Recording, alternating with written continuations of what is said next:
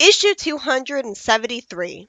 We start out seeing the House of War, where the Emperor complains that Master Scholar and Sister Hagra are so interested in the war on Mobius that they think they can interfere in the war. Sonic is considered the deadliest threat to the Dracon Empire, and the Emperor complains that Hagra won't let him have Sonic destroyed for some reason.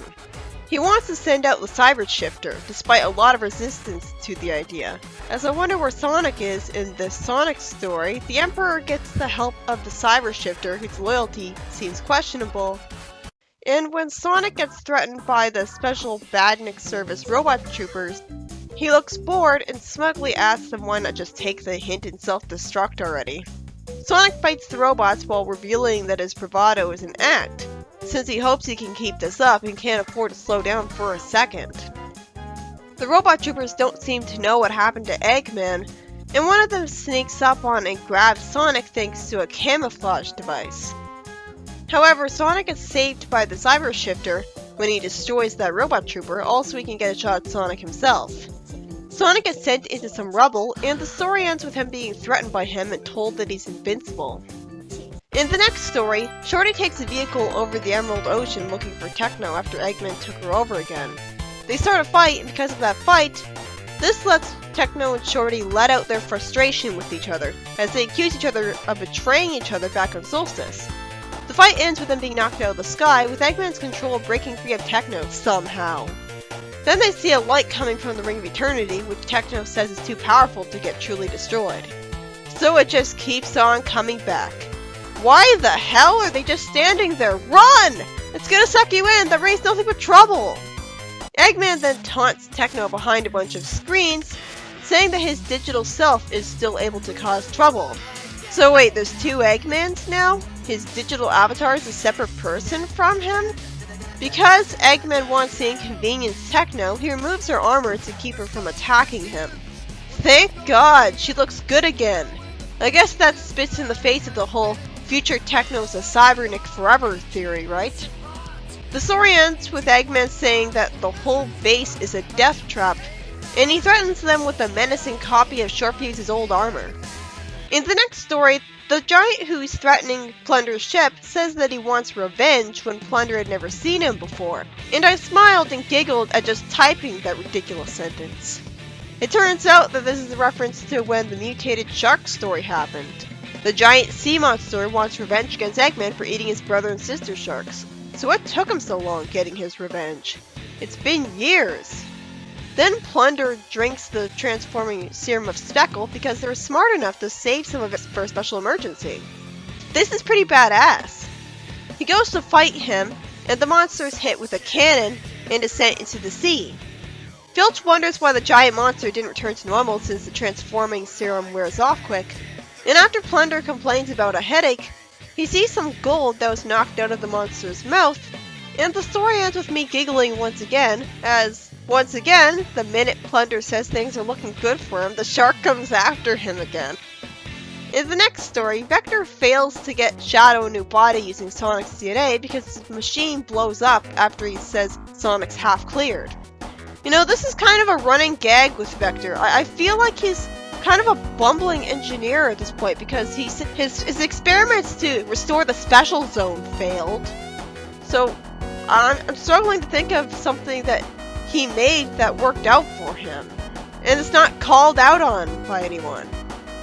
Shadow answers sympathetically, telling Kintavor that he owes him a lot for the chance to finally leave cyberspace, to eat and breathe. So he's like Nicole in that sense. Kintavor says sweetly, "Hey, us digital backups have to stick together. It's nice to get to do something my original self never got to do anyways." He says he always did want to give the old Shadow a real life. As I wonder who exactly that Nicole the HoloLynx is in the Fleetway universe. She should be an actual person in the story, not just a cameo. It's like we saw Mina earlier. Just acknowledge that her name is Mina, and so she's an alternate zone version of her, and move on. Kintavor complains that usually it's like he has no link to the past. And he wonders what he would do with arms since it's been so long since he's had a body. Then Shadow breaks free of the cyberspace at last, because I guess Vector did succeed in getting him a body after all.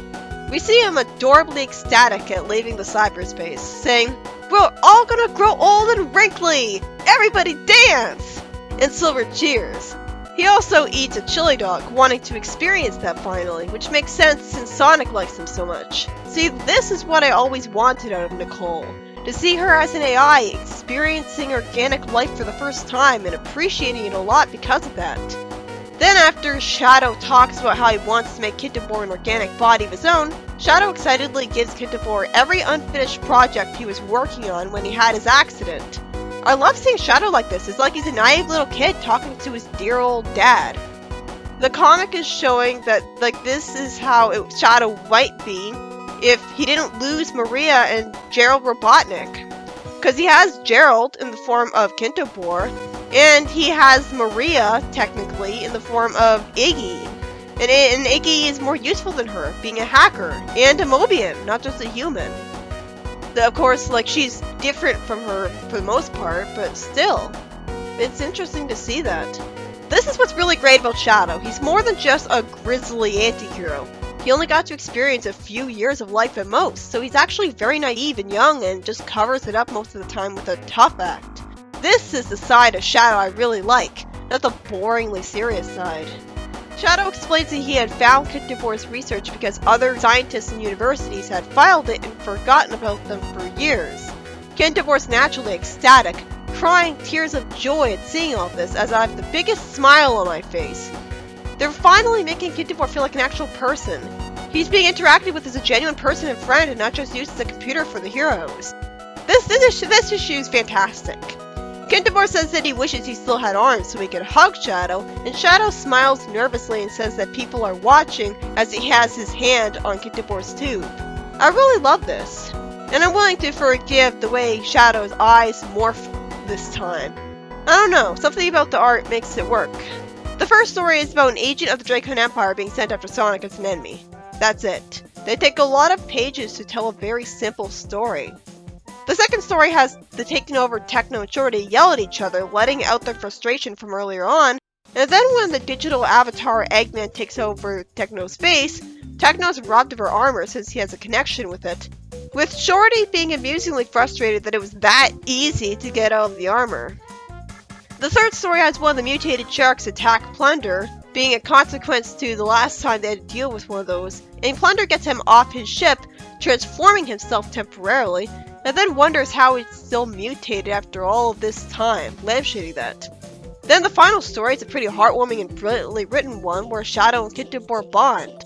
Shadow finally gets an organic body made from Sonic's DNA, which is how Shadow should have been in the first place, so he can enjoy an organic life for the first time, and he gets Kintobor's old research papers, which makes him really happy. I love Shadow's characterization here. He's so happy and young acting. He eagerly wants to make his father figure proud, and he's so grateful to be organic that he's even cheering that he's gonna get old someday. And even Silver's happy about that, since he's still happy to be alive after his close call earlier. It's nice to see that Shadow can still smile like a normal, relatable person. We need moments like this. And Kintobor is treated like an actual person for once, with a genuine friend and connection, not just as a computer the heroes take advantage of, who just tells them that there's badniks spotted somewhere. This was a fantastic issue.